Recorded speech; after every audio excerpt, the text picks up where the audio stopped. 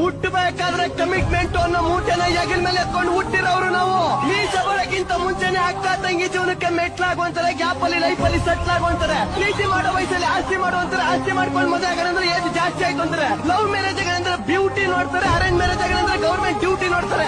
ಏನು ಬೇಡ ಸಾಯೋವರೆಗೂ ಸಿಂಗಲ್ ಆಗಿ ಇರೋಣ ಅಂದ್ರೆ ಅಲ್ಲೇ ಮಗ ಬಂದು ಅಂಕಲ್ ಅಂತ ಕರೀತಾರೆ. ಹಂಗೋ ಕಷ್ಟಪಟ್ಟು ಒಂದು ಹುಡುಗಿನ ಇಷ್ಟಪಟ್ಟು ಮದುವೆ ಆದಂತ ಇಟ್ಕೊಳ್ಳಿ.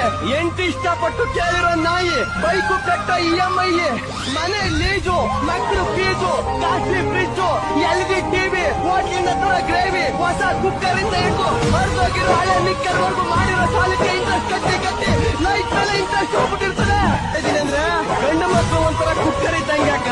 ಕೆಳಗಡೆ ಫೈರ್, ಮೇಲ್ಗಡೆ ಪ್ರೆಷರ್ ಇದ್ರು ಬಿಸಿ ನೋಡ್ಕೊಂಡು ನಗ್ನಗ್ತಾ ಬದುಕ್ತಾ ಇರ್ತಾರೆ. ಸಾಯೋವರೆಗೂ ಬೇರೆಯವ್ರ ಖುಷಿಗೋಸ್ಕರ ಬದುಕೋನೆ ಈ ಗಂಡು ಅಕ್ಕ. ಅಕ್ಕ ನೀವ್ ಇಷ್ಟ ದಿನ ಆ ಹುಡ್ಗಿಗ್ ತಾನೇ ಲೈನ್ ನೋಡಿತಿದ್ರಿ. ಅಲ್ಲ ಅಕ್ಕ, ಮುಂಚೆನೆ ಈ ನವಿಲ್ ಏನಾರ ನೋಡ್ಬಿಟ್ಟಿದ್ರೆ ಆ ಪಾರಿವಾಳಗಳಿಗೆ ಆಸೆನೆ ಪಡ್ತಿರ್ಲಿಲ್ಲ ನಾನು. ಆಕ್ಚುಲಿ ನಾವ್ ನೆನ್ಪಿದೀವ ನಿಮ್ ಜೊತೆ ಬಿಗ್ ಬಾಸ್ ಅಲ್ಲಿ ಚಂಟಿ ಆಗಿ ಬಂದಿದ್ವಿ, ನೆನ್ಪಿದೀವ? ಈಗ ಮರ್ತೋಗ್ಬಿಟ್ಟಿದ್ದೀರಾ? ನಾನು ಅವಾಗ್ಲೇ ಏನ್ ಹೇಳ್ದೆ, ಮರ್ತ್ರೆ ತಾನೇ ನೆನ್ಪು ಮಾಡ್ಕೊಳಕ್ಕೆ. ನೀನ್ ಆಲ್ರೆಡಿ ಯಾವಾಗ್ಲೂ ಇಲ್ಲಿರ್ತ್ಯಾಕಾವು.